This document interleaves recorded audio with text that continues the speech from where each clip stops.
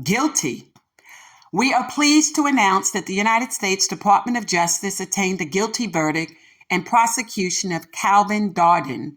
Calvin Darden Jr., along with sports agent Charles Briscoe, had defrauded several players in the NBA, to include but not be limited to Dwight and Chandler Parsons. But it doesn't stop there. Sports agent Darryl Cohen was also involved and indicted in engaging in fraud against Boston Celtics players, to include Jrue. So what is the NBA doing to protect the assets of their players, many whom go from 0 to 100 and back to 0 again? Many victims of fraud, money laundering, bank wiring. In this instance, Calvin Darden was in Atlanta, Georgia, living a very lavish lifestyle off of the income that he secured from Dwight and Chandler and others.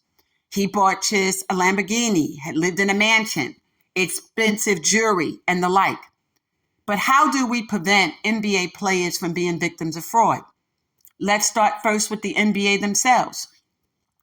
During the former commissioner David Stern's tenure as commissioner of the NBA, he worked diligently in an effort to ensure that professional athletes were surrounded around people who had their best interest. And that was to include, but not be limited to, the backgrounds of many of the agents who provided them with services. Now, no one is perfect, but one of the things they did attempt to do was look at the educational background of professional agents, whether or not these individuals possess law degrees that would have subject them to other entities that could ensure and or have governing policies that would make sure that these individuals were on the up and up. In addition to that, Commissioner Stern also wanted to make sure that these players in the NBA participated in everything from rookie transition programs to continuing educational programs, for which many of them just are still not doing. But one of the other problems a lot of them had, which draws me into this conversation as one of the producers for Ron Ball, The Allen Iverson Way, one of the things we do talk about in that upcoming documentary was, what are the things you could do to protect the athletes? A lot of these athletes want to keep it real and stay connected with people they grew up with in this space who do not have the legal, business, financial, and or securities background in this space to ensure that their money is being protected. And with all due respect, Allen Iverson ran into similar incidences. And yes, we're aware of what Rebook was able to do in part with people like ourselves that were very vocal back then and now as it pertains to ensuring that they had annuities that could be paid out over their lifetimes. It was something that was mentioned in the book Probound. Do you have what it takes to become a professional athlete? Written in 1994, book tour with several weeks in New York through the 1990s, 96 to 2000s. But even during that time, there were contracts that were now being presented, but it also dealt with a critical issue. What are we doing about protecting athletes from unscrupulous agents, family members? We see that now, and even in the show that I did on Scotty Barnes from the Raptors in Toronto. You know, you get hooked up with an escort, a whore, and then you end up these women coming around getting pregnant, taking your money. We saw the same thing with the likes of Paul George. So the unscrupulousness, if you will, that these individuals are encountering are not simply limited to sports agents and financial planners. But what we're finding is how these sports agents have all of these unscrupulous people working directly and or indirectly with them, associated with them. We're seeing that with them using escorts, prostitutes, and strippers to have a way to segue into the lives of professional athletes, to control their assets. In this instant with Calvin Darden, and some people pronounce it Darden, he was associated with Charles Briscoe. Briscoe had been around for a pretty long time as an agent and was at one point pretty well regarded and respected amongst the ranks of the likes of a William Strickland and even David Falk. But then what you have is others who come in and they start trying to find ways where they can manipulate these athletes, steal from these athletes, and or mismanage their funds. It's what Allen Iverson dealt with. People can say what they want. Hey, I haven't spent no $200 million. I wrote an article about that. I think I highly recommend that you read it. It's in the Allen Iverson's Chronicle, but you also can find it under the Field to Rim Chronicles. And I will engage deeper in that in our upcoming documentary, Ron Ball, The Allen Iverson Way. He had a quote unquote homeboy that was helping him manage his affairs. I mean, and that also involved him bringing in the likes of a Henry Q Gaskin, who for 6 years was under AI's payroll. But for what? To monitor AI? Really? Is that what you call yourself doing? And then he had Gary Moore, somebody that grew up with them in Virginia. There are times when you got to walk away from that. There are times you have to actually look to these backgrounds. And even wherein these individuals have a degree, okay, what have you done with that degree?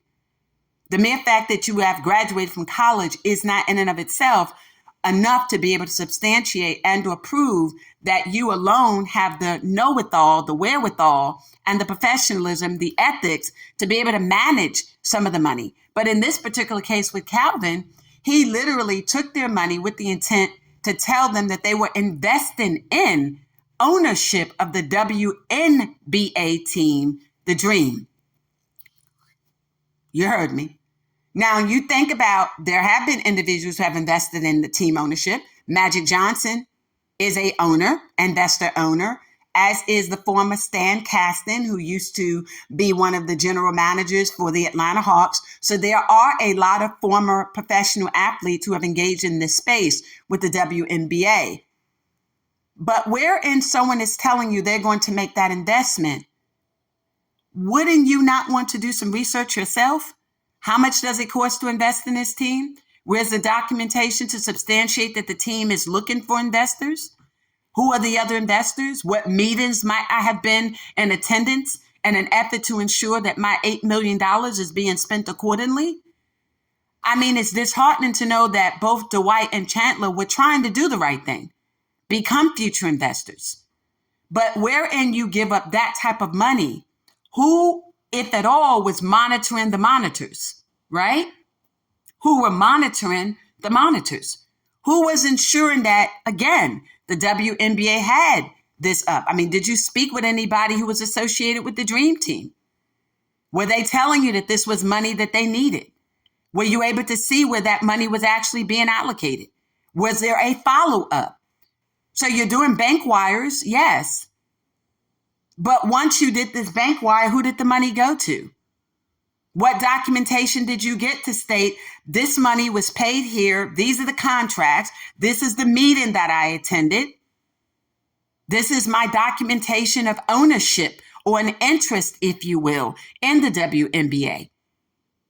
What course of responsibility, Dwight and Chandler, did you all have with regard to putting up that type of money and not following the money trail, the paper trail?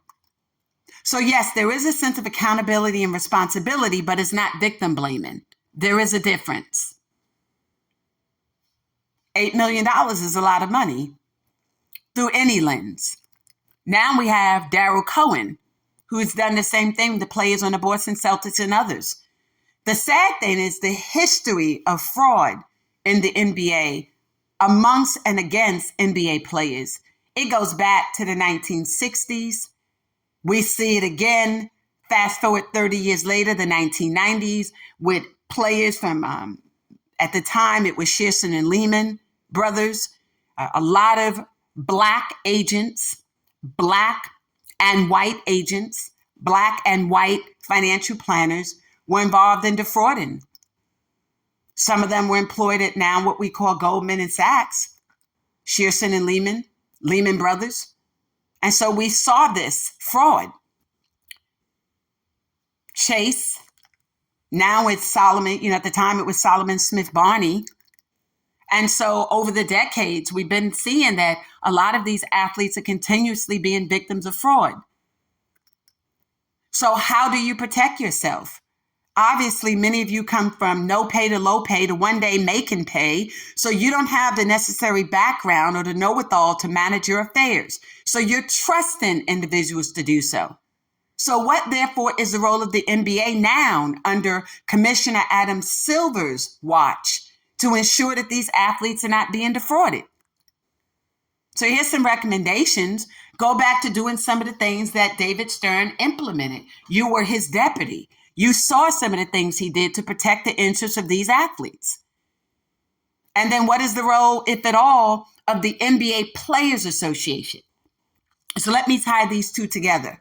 Under Commissioner Stern's watch, he wanted to make sure that the only people that could be agents were those who had law degrees. And then people said, well, if you do it that way, Dave, you're literally eliminating and discriminating against blacks because a lot of the blacks don't have the law degrees. But what does the law degree do? In and of itself, the law degree doesn't actually give you the protection. It is the governing bodies of those who work within that industry, those governing schemes, if you will, that have their board of disciplinary processes in place so that in the event that if attorney is engaged in this type of abuse, they are monitored. But there are no guarantees there because there are a lot of lawyers who have defrauded their clients, both in this space, estate planning, wills, lottery proceeds. So there's no guarantee in that space. But I respect what Commissioner Stern was attempting to do to say, we could try to regulate them on our own, but they're also subject to a regulating body, which is the state bars. So if the state bars are able to regulate them and we can regulate them, at best, we can curtail this. Okay. But one of the things the commissioner was not involved in then that I hope they involve themselves in now is what the bars do. They do have a sports and entertainment law section that allows for continuing legal education, that it allows for you to network amongst the best of the best, that also allows for you to be taught from the best of the best, that requires you to gain a certain number of hours annually to ensure that you have these protections. Well, the NBA, you don't do that on your own. You're strictly relying solely on what the legal profession is doing. But what if you put your own team together? And what if in putting your own team together, you're able to bring together even people like myself? Y'all know my background. Of course you do. But even wherein you bring in such persons like ourselves that have this wealth of knowledge, that are able to connect, that are able to provide an educational setting. But one of the things we also are able to do respectfully is you bring in the likes of a Dwight Howard, a Chandler Parsons, an Allen Iverson, a True Holiday, and a host of others who have been victims of fraud, who've been victims of a loss of income and earnings, wherein they could tell their stories. And then telling their stories, they get to perfect the future generation of sports agents, financial planners, and the like. But also we get to learn from them. What happened to you? How did they segue? How did they gain access to you and your money in the first place? And that becomes a method that can be utilized to prevent this continued abuse. So that's one of the things that you can do, is not simply rely on the sports and entertainment law sections of the state bars, but create your own public speaking in a way, not simply through a speaker's bureau, but through a continuing educational platform. I know that Allen Iverson, through the Iverson Classic, along with Michael Jordan and a host of others, they're now adding that element, if you will, but it's not a strong one. It definitely has room for improvement. It's not enough to have Equifax and Experian teach you about credit reporting finances. No, you have to be able to get to the nuts and bolts of how these athletes are being defrauded. We already know that within 5 years of retirement, most Black professional athletes, particularly 90% of them, believe it or not, 80 to 90% of them married to white women. That was another show. I'll touch base on that for this show. Were married to white women. And or if not married to the white women, were engaged to white women at the time that they went broke. Let me help you out. Scottie Pippen, Antoine Walker, Ben Baker, Sean Kemp, Mookie Blaylock, Dennis Rodman, Tim Duncan, Glenn Rice, Derek Coleman, Tony Parker, and a host of others, right? So I start trying to do something that's different. You'll see this when I go live, but you're also going to see some of this in my Ron Ball, Allen Iverson way. I begin to connect the dots. I look at the likes of a David Falk. I say, okay, David Falk didn't have ballers retired broke. He didn't have ballers subject to fraud. So you look at the type of caliber that David Falk was for fame. right? Tie that over to the NFL. Look at Drew Rosenhaus. Then I look at what's happening now with Clutch Sports under the leadership, if you will, of him, Rich Paul. Then I look at the accusations in the district court raised against Rich Paul by Mark Tremini. Now, Mark Tremini is a bad boy. We love you, Mark. We do. We know what Mark did with the likes of Mark Jackson, what he did with the likes of the New York Knicks player Rodney Strickland. Mark did very well with negotiating contracts over the years. Very well experienced in this space. And then when you look at the fact that a Clutch Sports, the accusations are that Rich Paul made his riches off of defrauding people like Mark. He had Mark out there negotiating contracts, but he didn't pay him. So he owes him millions. So that makes someone like me now put Rich Paul in the same space of a Darryl Cohen and a Charles Briscoe. Because now if I'm FBI, now if I'm intelligence for the United States Department of Justice, now if I'm in the NBA legal office, now if I'm Mark Tatum, deputy commissioner, I now want to start asking, if you're doing that to Mark Tremini, your colleague, what might you be doing to the likes of LeBron James' money and his resources? So that would make me suspect, right? You know, in my Gen Z voice, that would make me sus. Right? I'm not being delulu. I'm not delusional at all. No, that would make me very suspect. Yeah, suspicious, respectfully. If you're willing to purportedly, allegedly, based on that litigation, defraud them, what are you doing to the likes of a LeBron James and his money?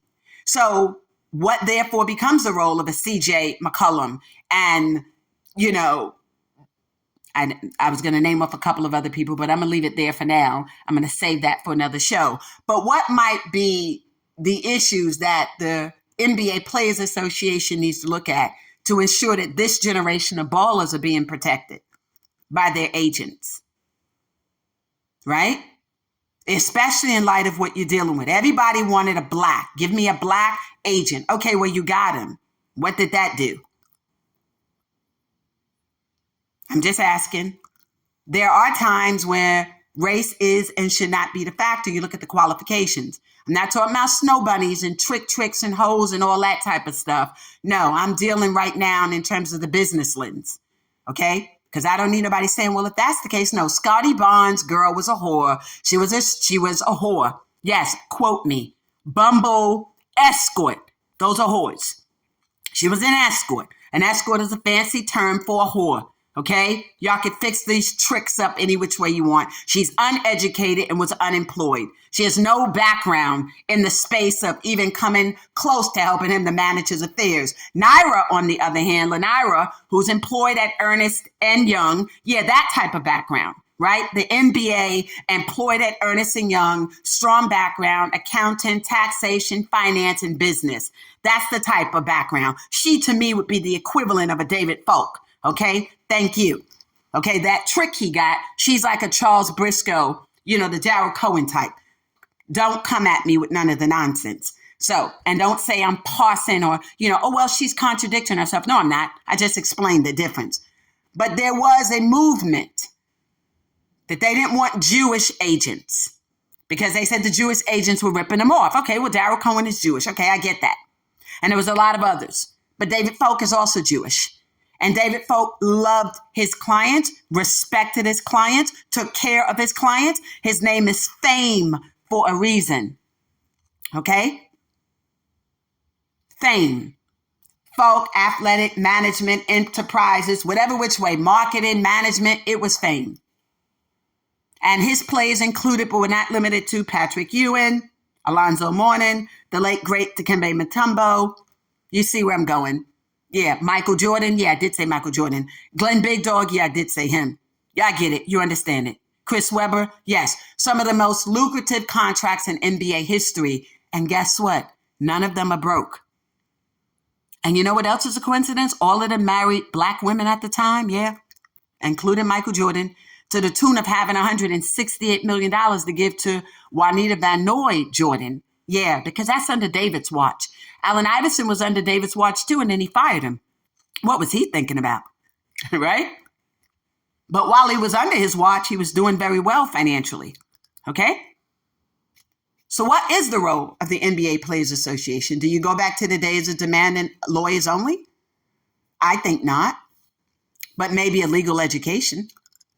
I think it should be mandatory that maybe they have a doctorate of jurisprudence degree, maybe a degree, a master's in business administration, finance, maybe Series 7's license. Why? Because these entities will, in fact, subject these individuals to additional scrutiny and a governance screen. We also know that there are state bars that engage in discriminatory practices and their disciplinary measures against Blacks and Afro-Latinas. We see that California, New York, North Carolina, Virginia, the state of Georgia. So we know that we can't rely on them when it comes to Black agents. Nevertheless, we do recognize again that there is a governance scheme to this. What else can the Players Association do? You can have these real conversations with these players, not just through the rookie transition program. You can start mandating, requiring courses, continuing education, maybe 3 to 5 hours every year, a summer clinic, a winter clinic, where every athlete is mandated and required to attend these sessions. Right now, you guys make it discretionary, wherein you know that these athletes are suffering. What else can you do? The rookie transition is not enough because they're being defrauded after the fact. And I keep getting these texts and these emails and these sly trollers saying, well, we're not their babysitters. No, you're not. You're not supposed to be babysitters, but you are supposed to be engaging in program and services to protect the assets of these athletes, such that they don't retire broke, such that they're not being defrauded. And wherein you hear of the fraud, you should be sharing it. Now, this particular guilty verdict should have been posted on the NBA's PR communication site, as well as made available on the Players Association. But you guys didn't do that either. And what would happen if you do that? Maybe there are other victims, but a lot of you teach these athletes to be ashamed of their victimization and to deal with it in privacy, and they should not. So I'm glad to know that they were found guilty this week. I was watching that case. I'm glad of its outcome. I gave you this bonus show today. Our second season will be live. In the interim, we've uploaded all of the first seasons that were audio. They're all available online through all the podcast platforms, but also on YouTube now. We're just trying to fill out YouTube as it pertains to the next platform for us to go live. Thank you so much for joining me today on Field to Rim. This is Lisa Hampton. Love is selflessly authentic, having all money, power, talent, opportunities now.